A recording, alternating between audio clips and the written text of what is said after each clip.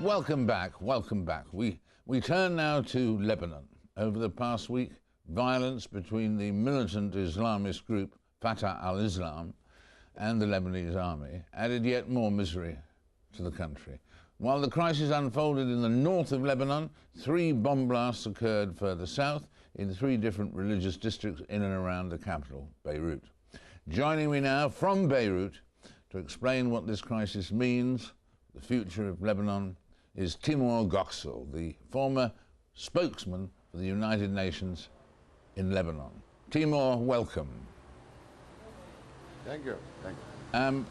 There are 2 headlines today in the papers here that I wanted to ask you about to do. Well, there's so much to talk about, but first one here, which was a statement attributed to Fatah al-Islam sent Thursday to several media outlets in Lebanon, said that the militant group intends to blow up several Crusaders' universities and schools tomorrow in the event the Lebanese army does not surrender. Has there been any more about that, or do you think that's just an empty threat? Well, it sounds more like an empty threat. You see, in Lebanon, traditionally and historically, we always have some do-gooders who will make their own announcements, just for sometimes for it's bizarre, but for kicks. They enjoy doing these things, and sometimes they feel that they are giving support to these people. But this kind of a statement is very unlikely to be coming from Fatah al-Islam, because it's going to turn the whole country against them. It doesn't sound like them at all. And the other story, which was a more upbeat story, was saying military aid arriving in Lebanon after the United States says it will rush supplies to the Lebanese army fighting al-Qaeda-inspired Islamic militants. That's good news, I guess, is it? Well, for the Lebanese army, yes. I mean, it's been an army that's been very badly neglected. They never really thought about that they will be involved in a sustained combat like this. We know that they had always shortage of ammunition and even basic supplies. I think what they are going to get is not very lethal armaments or advanced weaponry, but more likely small arms ammunition and probably helmets and flak jackets that they are always very, very short of. And how do you sum up this particular crisis? I mean, Fatah al-Islam are, relatively speaking, a newish threat on the scene, aren't they? And do you think that they are, in fact, linked with al-Qaeda or not? Well, I don't think there is really an organic tie, but they enjoy being linked to them, at least in the news media. They find, because that increases their prestige, so to speak, that makes them more fearsome and more lethal in the minds of the people. So they are not going to deny that sort of accusations or linkages made by the media. I don't think they are linked organically, as I said. They are just another group on the Lebanese scene, whether secular or religious. And nowadays we have more and more religious groups appearing. I just see them as one more addition to the scene here, because they are operating in an environment which is totally permissive, free from state control or police or security control. So think of it also not only as an ideological or religious expression, but also think about it also in mercenary terms. We have many groups like this in Lebanon.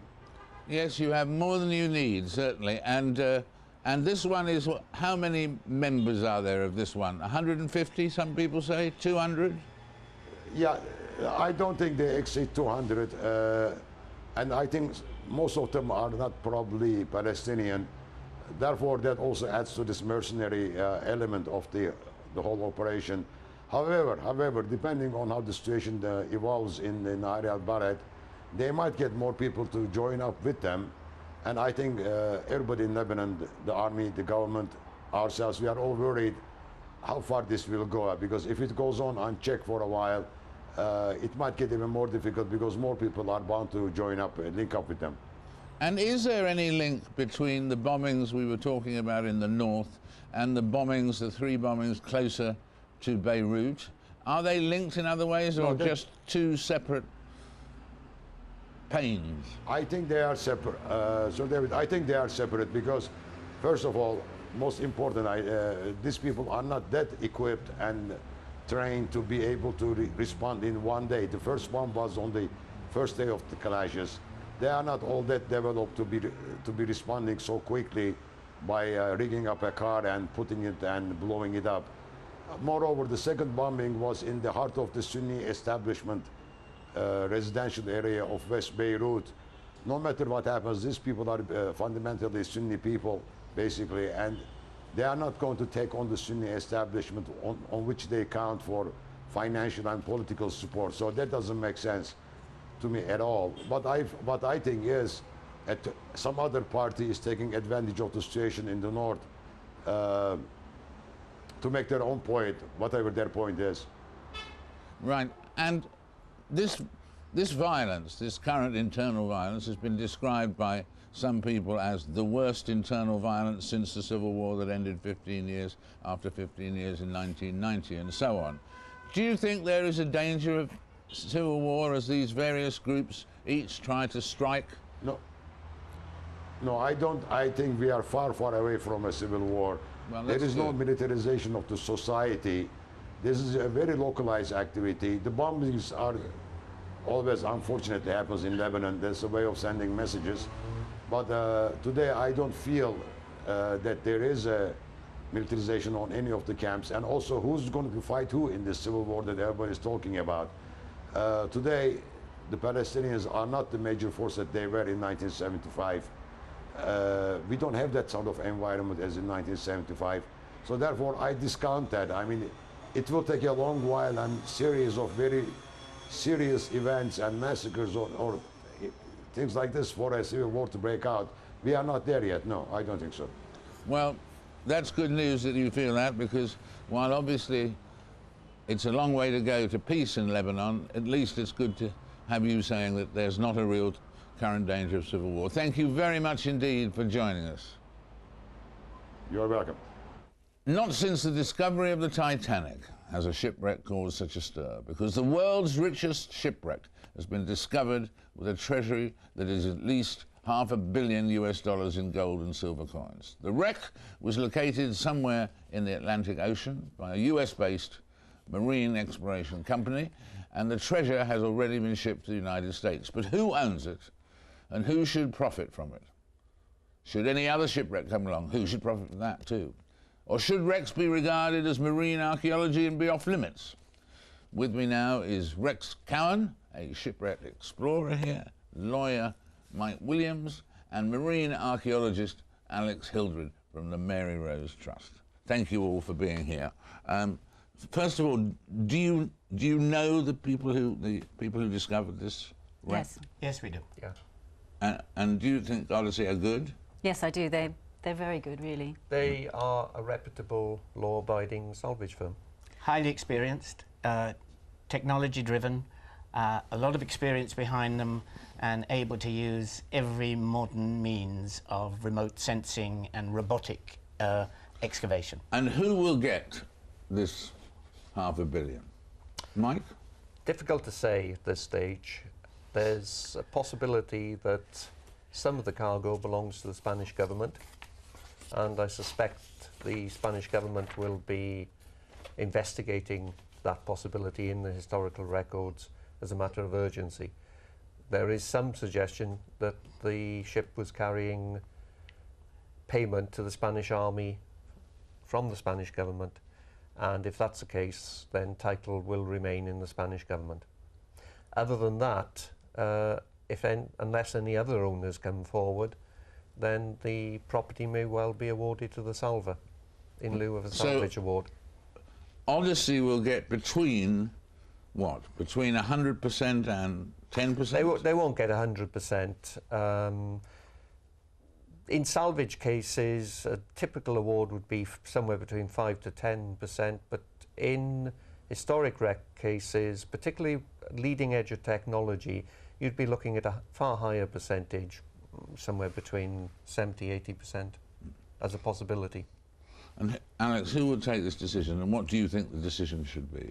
Well, the decision in law has to be that the people who do undertaking the salvage will get the award once the people who make the claims, and that, as I say, might be the Spanish, or it might be the survivors of the crew, or it could be the English merchants who own the vessel. But the difficulty will be proving amongst all of this cargo which bit belonged to Spain, which bit belonged to the merchants who'd been trading in the Caribbean anyway, and who the crew were, and whether or not any of them are personal possessions. Yes. Do we know who the crew was? I mean, are there people? I'm sure there are some records. They could well be. Grandsons coming forward. I'm sure they'll come out of the woodwork if they're there. Yeah, absolutely. What do you think, Shannon? Do you think it's fair, this sort of division? I think there's a real marriage that there can be between shipwreck explorers in what you might say in the independent sector and the requirements of underwater archaeology as well. I think there is a marriage between them that's possible. I think it's possible to find even a treasure ship and work within the parameters of proper recording and proper seabed information, and then museum involvement, conservation, all the other things you need. I think that is possible, but it's possible with a series of compromises on both sides, i.e. that the finders and the excavators must not be necessarily primarily profit-led or profit-driven. You know, the thing has to be done with some attention, proper attention to archaeology, to history and so on. Well, now here, this is from a wreck that you found. No, I didn't find it, but I've worked and excavated it. You excavated it, yes. And what have we got here? Well, it's Dutch owned. My partners are the Dutch government. I work with them. I work with a complete archaeological team. We excavate the whole of the shipwreck. Don't forget, treasure is trouble. That's the problem with that. But treasure is also a series of artifacts. It's something to be studied, to be looked at, and to be treated just like you would treat, you know, the cutlery aboard, if you like. So the study of the treasure is just as important as the study of anything else. And I'm showing the treasure because we all grew up with Treasure Island. We are all excited by it. You have to be a real sad sack not to be excited by the idea of treasure. Right. And there are some around. Where did this come from exactly? This came from a Dutch East Indiaman off the shores of Britain. Those are pieces of 8, the piratical coin, the piece of 8, and those the forerunners of the dollar. The archaeological fraternity, and in the Mary Rose Trust in particular, would say that all sites that have any cultural importance should belong to everybody, and that there should be no independent person or group of people that can make money out of it, and that all objects should be given, as Rex has suggested, equal standing, and they should also all be recorded and put on display, and the collection never split or sold. So immediately that goes against any company who has to, because they're investor-led, mine only a certain type of object in order to recoup, you know, the high-value objects. So and this is incredibly heavy. This is 2 kilos nearly, I think. Odyssey have spent millions and millions of looking for this shipwreck. And there is no country in the world that has or will put in the resources of that sort to carry out the whole of that sort of work on a deep water wreck. So you must say, well, either we leave it as it is, or we use the private sector as well, working to archaeological parameters. Are there any other wrecks of this magnitude out there somewhere? And would you change the law as it stands in any way, Mike? One of the things the UK government has got to pay pretty urgent attention to is that there is no law out there. I mean, this wreck is in international waters. There is no regulatory regime whatsoever. And I think the UK government, the Spanish government, have been very lucky on this occasion that you've had a reputable company. There would be absolutely nothing to stop them simply going in, taking the site apart in a hurry and recovering the more valuable items. And if that case hasn't come along yet, then it's only a question of when and not if. But in terms of our viewers all around the world, the rules in international waters are the same, presumably.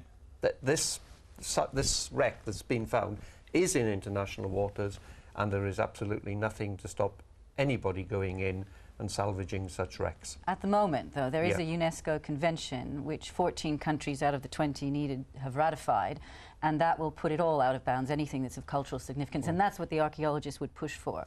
UK ratifying the convention and making the... Well, but wait a minute, they've all paid lip service to it. 87 of them signed up, excluding Britain and a number of other big countries, 87 of them signed up to it.